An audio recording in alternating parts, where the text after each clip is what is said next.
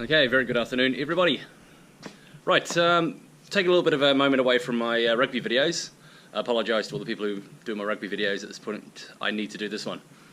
My earlier videos were to do with passion fruits. I did some passion fruit videos because I'm pretty passionate for passion fruits.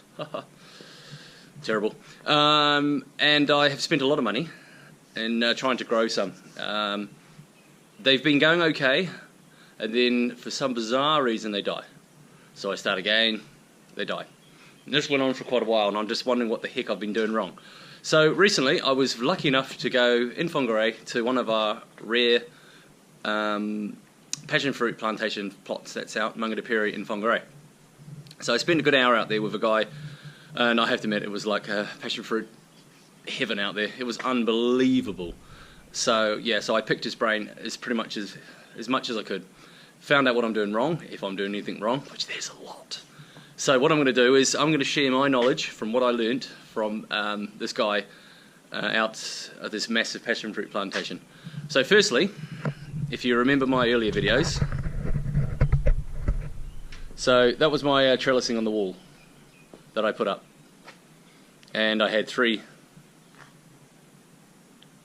pots with passion fruits. Look, little skeleton of one left now. These ones did go pretty well, and then they just died. And I replaced them, they died. So, why? So I asked this dude out there and said, what the heck have I done wrong? So I explained to him what I did. He laughed. So here we go. So here's some of the special key points that he's told me, and I'm going to share with you. Firstly, he said, was already now we're in the middle of winter in Whangarei, and these things are to be planted, passion fruit plants are to be planted in early spring.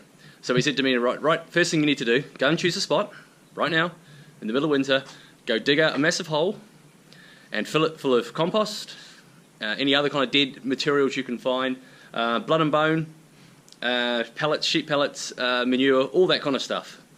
Volcanic soil, which we have up here in Whangarei, is the best, but pretty good soil along those lines. Get it ready, bear it over, put a bit of mulch over top, and leave it. Let it get ready. So that has a good 2-3 months to get ready.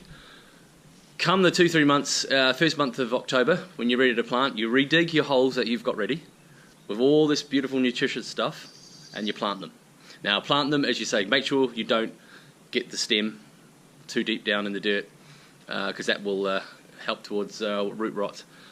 And the watering. Now here's another thing, I was watering them pretty much every day. I don't need to. He said you only need to be watering them once a week, if anything, and if it rains, not at all. So that was interesting. So I know I did overwater them last time. So again, don't overwater them, and don't neglect them, basically. Some things that he was telling me out there to get. One, very important. I just dropped it. Okay, so one,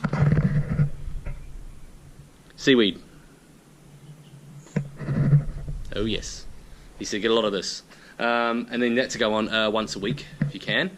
Other option, and he did come up with another one, if you don't want to be spending money on that kind of stuff and you want to do it maybe the homemade way, which I'm going to consider, go to the beach, round yourself up a whole load of seaweed, bring it home, wash it, and I do mean wash it thoroughly, and then once you've washed it thoroughly, give it a good rinse out, and then fill up a little bucket of water, fresh water, chuck the seaweed in, seal it up and leave it for 2-3 weeks to get it to really ferment in there. And there you go. There's your natural seaweed liquid for the passion fruit plants. That was a good tip, what I didn't know. Copper. Wow. Copper is huge. This is the one I got.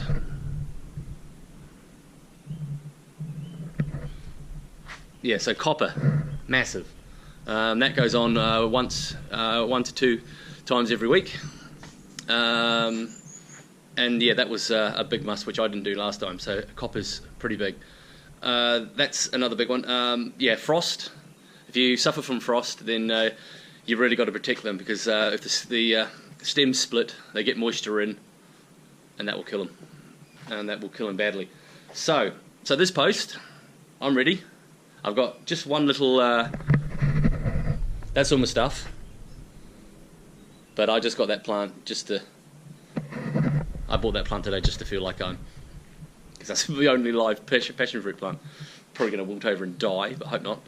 So yeah, so the first thing is preparation. Get that hole, get your stuff where you're going to be planting them ready now. In the middle of winter, get it ready now. Go back and start the video and have a listen to what I've said regarding how that will help. I'm sure there'll be people out there with different ideas, but seeing the success of this plantation, I was just, oh my God, man, I tell you, I didn't want to leave. So that's my job, and I will post once I'm down there in the garden. I've picked a spot. Fortunately, my raspberries are going to get yanked out, and that spot's going to be clear because I really need a good spot down there. I'm going to do these. I'm going to do these again, the trellis and the pots. But I have another idea because I'm going to get bigger pots this time, and I do mean much bigger pots, and I'm going to get them ready now. Overwater them, yes, I did overwater them last year. So hopefully this will help because this is what I'm going to be doing. So again, just a little sidestep away from my rugby videos. For people who are interested in passion fruits, try it because I'm going to try it. And yeah, the success out there was amazing. I should have got a video of the place out there, but I've only met the guy once, so maybe next time he invites me out, I can take the camera out and give you guys a view around it because it was unbelievable. It really was. You know, the buckets of passion fruits by his back door as well. Yum. Oh, depressing. So that's for me for now. So get on to the put some comments on. Ask me some questions because I have still got a few more that I can ask. I'm sure I forgot to mention in this. Yeah, so put some comments down. Smash the likes button, and also yeah, keep the get the subscribe going, and yeah, so I'll be doing some more posts on this, and hopefully this time I'm going to be successful in passion fruits. Woo-hoo. So for me for now, thanks for joining me, and we'll see you soon.